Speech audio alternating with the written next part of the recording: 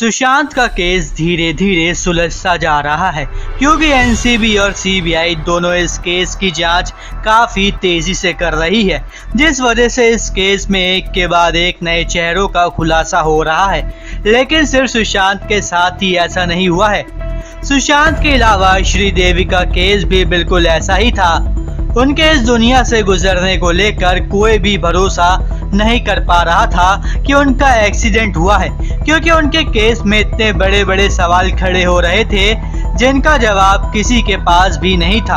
और जब जब इन सवालों को उठाया गया तब तब श्रीदेवी के पति बोनी कपूर ने इन सवालों को बेबुनियाद बताकर उन सवालों को दबा दिया। लेकिन आज हम फिर एक बार इस केस को उठाने जा रहे हैं क्योंकि हमारे पास श्रीदेवी की पोस्टमार्टम रिपोर्ट आई है और इस रिपोर्ट में हमें एक नहीं कई चौंकाने वाली बातें मिली हैं।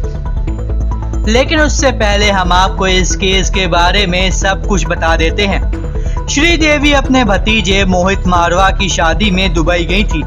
दुबई के जुमेरा एमिरेट्स के 6th फ्लोर के रूम नंबर 601 में रुकी हुई थी और इसी रूम में 24 तारीख को श्रीदेवी का अचानक एक्सीडेंट हो जाता है और वो बाथटब में गिर जाती हैं और वो इस दुनिया को उसी समय छोड़कर अलविदा कह जाती हैं।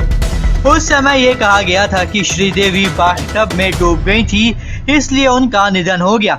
लेकिन असल बात तो ये है कि श्रीदेवी डूबी नहीं थी, बल्कि उन्हें जहर दिया गया था और फिर डुबा दिया गया।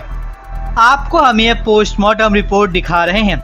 इस पोस्टमार्टम में साफ लिखा है कि श्रीदेवी को जहर दिया गया था, वो भी इंजेक्शन से, और श्रीदेवी के खून में कोकेन जो कि एक ड्रग है, लाइम जूस यानी कि नींबू पानी और विस्की भी मिली है जो उनके लंग्स में मिली है, जिसका मतलब ये है कि श्रीदेवी को जबरदस्ती विस्की पिलाई गई थी, जिस वजह से वो विस्की उनके सांसों के जरिए उनके फेफड़ों यानी कि लंग्स में चली गई थी।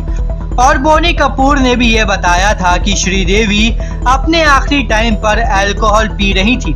इसी के साथ उनके माथे पर उनकी कलाई की नसों के पास चोट के निशान थे और तीसरी चोट उनकी पसलियों में यानी कि रिब्स पर लगी हुई थी। इसी के साथ आप इस रिपोर्ट में भी देख सकते हैं कि ये साफ साफ लिखा है कि श्रीदेवी का निधन कोई एक्सीडेंट नहीं था, बल्कि एक सोची समझी साजिश है, यानी कि श्रीदेवी को भी मारा गया है। लेकिन श्रीदेवी के निधन को इस तरह दिखाया गया कि जैसे उनका एक्सीडेंट हुआ है। वही हम अब सुशांत के साथ साथ श्रीदेवी के केस को लेकर भी खुलासे करेंगे, क्योंकि हम श्रीदेवी जैसी दिग्गज एक्ट्रेस के लिए भी इंसाफ चाहते हैं।